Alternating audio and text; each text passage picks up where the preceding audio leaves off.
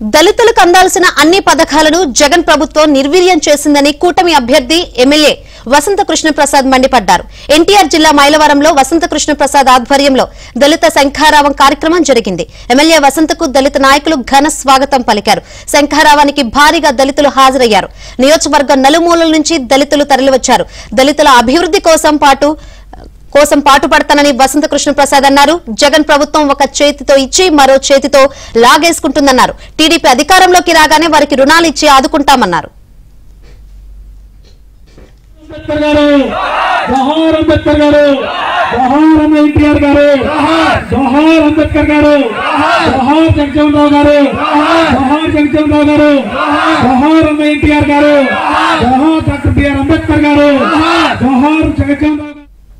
జగన్ అధికారంలోకి వచ్చినప్పటి నుంచి దళితులను అనగదొక్కుతున్నారని టీడీపీ రాష్ట్ర ఎస్సీ సెల్ అధ్యక్షుడు రాజు ఫైర్ అయ్యారు.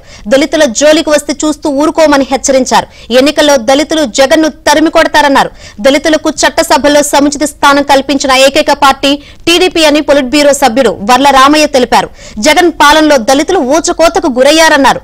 రానున్న ఎన్నికల్లో మైలవరంలో వసంతను, ఎంపీగా కేశినేని చిన్నిని భారీ మెజారిటీతో గెలిపించాలన్నారు.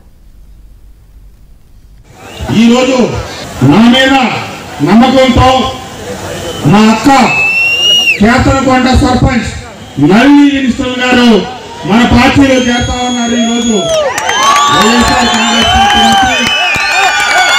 సర్పంచ్ నల్లి ఇన్స్టల్ గారిని కూడా పార్టీలో జాయిన్ చేసుకుంటా ఉన్నామని, అలాగే అన్ని విషయాలు మన ప్రజలు మీకు తెలియజేస్తారు. చివరి వరకు ఉండి అన్ని విషయాలు అర్థం చేసుకోవాలని చెప్పి తెలియజేస్తూ ఈ కార్యక్రమానికి చేసిన సోదరీమణులకు తెలుగుదేశం పార్టీ కుటుంబ సభ్యులందరికీ నా హృదయపూర్వక ధన్యవాదాలు, నమస్కారాలు తెలియజేస్తూ సెలవు తీసుకుంటా ఉన్నాను. జై హింద్.